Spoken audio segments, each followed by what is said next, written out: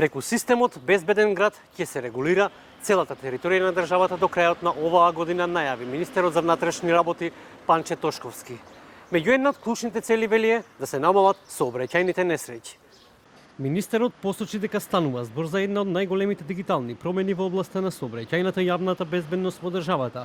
Имплементацијата ќе оди постепено во зависност од техничката подготвеност на секоја средина.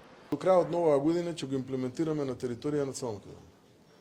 Секој еден македонски граѓанин заслужува да живее во рамки на побезбедна средина, така да овој систем веќе се докаже дека и како влие од аспект на безбедноста на македонски граѓани. Изминатиот период граѓаните се жалат дека добиваат пораки за наводни сообраќајни прекршоци регистрирани од системот Безбеден град. Министерот Тошковски повика на внимателност и посочи дека се работи на нивно расветлување, истражување и откривање на изворот на измамите.